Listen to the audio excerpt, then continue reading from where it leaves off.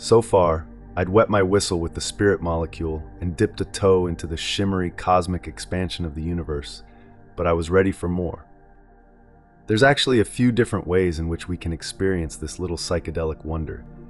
Having a lovely, standard little DMT trip, as I had now tried, features sweet closed-eye hallucinations and sensations of a deep, euphoric love you've ever felt before. And then, well, there's the next level, breaking through. They call it such because it apparently has the ability to make you break through the veil of this three-dimensional reality and experience the infinite possibilities of hyperspace.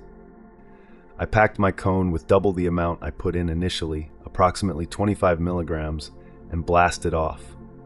As I exhaled, there was an immense pressure inside my skull and a sensation of its contents being violently stretched and compacted, like an accordion.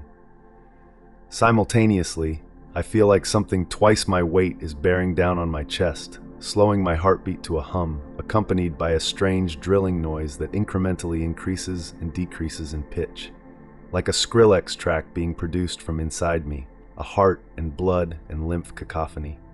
My brain projectile vomited into and all over itself, spraying impossibly bright technicolor chunks all over my psyche. My stomach dropped so low it fell out of me and into a distant abyss.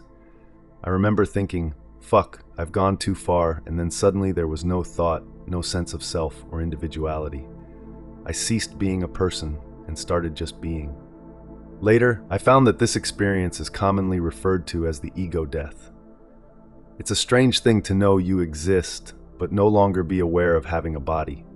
I'm a stream of consciousness without a physical anchor. It's purely sensory perception at this level. My mind isn't creating a running narrative or feeding me information about what I'm feeling. I'm just feeling. In the space of a few minutes, I am shown every single face of every human being that has ever lived. They were woven into mandala-style patterns, flashing and changing constantly, and as I pull focus to the pattern, I realize it's multidimensional. It's pulling other patterns into it and forming a snake-shaped thing.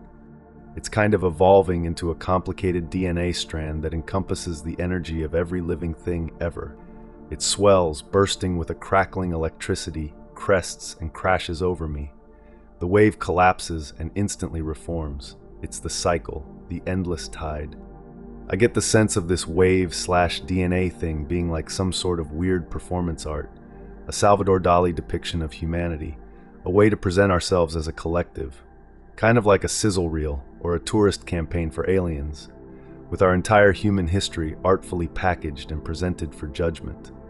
I read that DMT shows you a sacred language beyond words, and that definitely resonates with the DNA-style fractals I saw and the feelings that were carried along with them. Something I found interesting upon reflecting on the experience later was that I didn't just see love and light. I saw all the evil and hate in the universe in equal measure. Only it wasn't scary at all. It was obviously just the other side of the coin, the yang, the night, without which there would be no yin or light. And this understanding and acceptance of the duality of all things felt quite profound. I don't need to fear anything, as nothing is really bad. It is simply the other side of good, not its opposite, but its equal. So all these light and dark energies are flowing in and out of, and for the first time I'm able to kind of see the monolithic source that all things come from and go back into. It's masculine in shape, which is surprising to me as I always assumed the divine to be female in nature. It's featureless and faceless, just a blocky, humanoid figure, white and opaque and swirling with infinite trails of energy.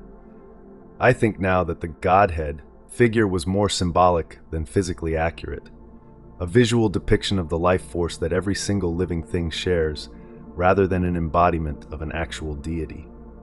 What I experienced next is even harder to describe, as it was like I was told a great secret in a language beyond words.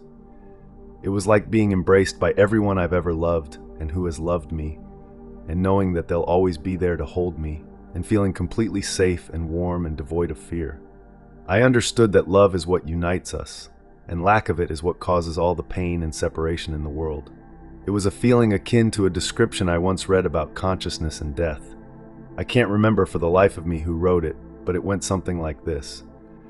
Humanity as a whole has a collective consciousness, which is like the ocean, infinite, expansive, fluid, one. People, embodied individuals, are like the little bubbles in the ocean, still connected and part of the whole, but encased within a thin barrier between it and the rest of the water. When we die, our little self-bubble pops, the barrier breaks, and we are reabsorbed into the great ocean, merged again into one vast body of water. I understand that I am both the single tiny bubble and the great ocean. This is the best way I can describe my first experience breaking through.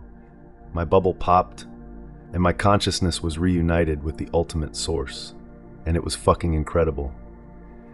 Thank you for listening.